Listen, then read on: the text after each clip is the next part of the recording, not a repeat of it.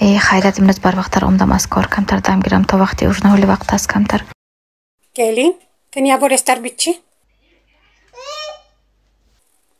دارو. السلام علیکم شما درست می‌نازمی امروز من با وقت از کار اومدم. رسم نخشد. دارو انجامتون علیش کنید و اپای اوقات شوید یک دهان آش کنید و سلاتش هم تیار کنید. مالش می؟ ها خوب دست مالش یک تا آشی با مزه تیار میکنم امشب. دارو. همه کارتون مونید و اول اپای اوقات شوید. ها خوب دست مالش. گلی شما بناگاه اولی گفته بودید می؟ اولیک نه؟ ها اولیک دینه گفته بودیم کو. دینه؟ چون خبرم نی دین اولی گفته گیتام؟ کجا صرف کرده سید و اولی که کو؟ و کم بودی خودم بالا که صرف کردیم قریب کم کاش ماندگی. شما با همون وای کرده سیدن؟ پولی منو پولی تو کده. اینجا یک تا اویله. شما گفتنتان در کار نه. انی من گفته. منم بودجت می بیارید. منم در کار پشت کشانده می پرسید. شما میتیم.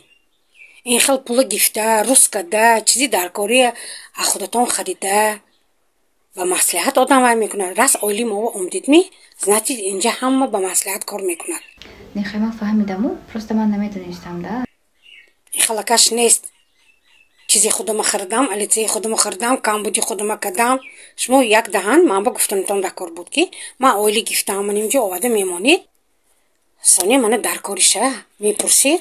من بشیتای нужно что شما و همون پول در کار میتیم. نه اگر بیکاره چیزی باشد وای نه. зачем اسراف کاری، صرف کاری لازم نیست. فهمیدید؟ شد روید که اپای کارتون شوید. آش انزید سالاتاش کردی هم تیار کنید. فهمیدید می؟ دوید. گپ کام کنید و رفت اپای کارتون شوید. السلام علیکم اخوان و خواهران عزیز. هر یکی شما رو با کمپانی فابرلیک با کار دعوت میکنیم.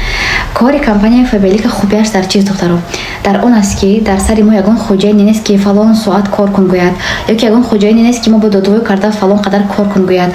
ما زنهای خونشین کی وقتی خولگی یافتیم همون وقت تلفن کتی کار میکنیم دخترو. اینترنت برآمد کردن در کار نیست. معلومات عالی لازم نیست دخترو. زبان روسیه دانستن در کار نیست. کار به نهایت آسان است دخترو. چیکار کردم آش گرفتن با شما میگم. من بریلیانت دیرکتور کمپانی فابرلیک هستم. من 9 سال که در این کمپانی کار میکنم. مادر 3 فرزند هستم. خدا با شکر که زیاده از 15000 سوم در 21 روز معاش میگیرم.